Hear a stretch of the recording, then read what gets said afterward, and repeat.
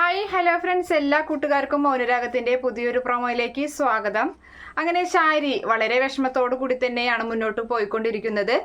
സരയു തന്റെ മകളല്ല, സ്വന്തം മകളല്ലെന്നും അതുപോലെ തന്നെ തന്റെ ഭർത്താവ്, പ്രിയപ്പെട്ട ഭർത്താവ് ഇത്രയും നാളും തന്നെ ചതിക്കുകയായിരുന്നു എന്നുള്ള കാര്യങ്ങളൊക്കെ അറിഞ്ഞത് കൊണ്ട് തന്നെ ശാരി വളരെ സങ്കടത്തിലാണ്. ഇതിനിടയിൽ മറ്റൊരു സംശയം കൂടി ശാരിയെ തേടിയെത്തുന്നുണ്ട്.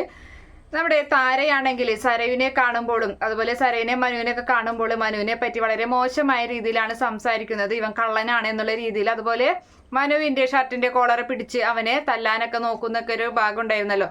അതിനെക്കുറിച്ചൊക്കെ ശാരി ചിന്തിക്കുന്നുണ്ട്. അതുപോലെ തന്നെ തൻ്റെ ഭർത്താവും ഇതുപോലെ തന്നെ മനുവിനെ പറ്റി ഓരോ കാര്യങ്ങൾ പറയുന്നുണ്ട്.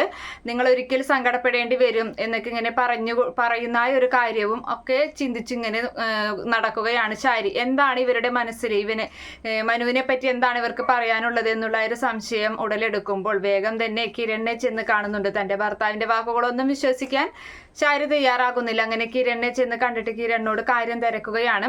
അപ്പം ആ സമയത്ത് കിരണും കല്യാണിയൊക്കെ പറയാണ്, ഇത് മനോഹർ എന്ന് പറയുന്നത് നിങ്ങൾക്ക് പറ്റിയ ഏറ്റവും വലിയ ചതി മാത്രമാണ്. സരയുവിന് കിട്ടാനുള്ളൊരു ശിക്ഷ, അത് ഇതിൽ വലിയൊരു ശിക്ഷ അവൾക്ക് കിട്ടാനില്ല.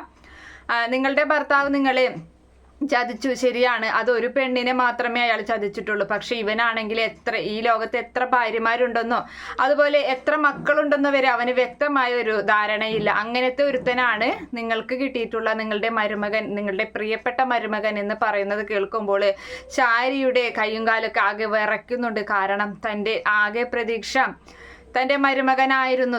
തനിക്ക് പറ്റിയ അതേ ചതി തന്നെയാണ് തൻ്റെ മകൾക്കും പറ്റിയത് എന്ന് വിചാരിച്ച് അങ്ങനെ മനുവിനെ പറ്റിയുള്ള ഒരു സത്യം കേൾക്കുമ്പോൾ ശാരിക്ക് സഹിക്കാൻ ഒട്ടും പറ്റാത്തൊരവസ്ഥയിലേക്കൊക്കെ പോകുന്നൊരു ഭാഗം നമുക്കുടനെ തന്നെ കാണാം. Okay friends, bye, thank U.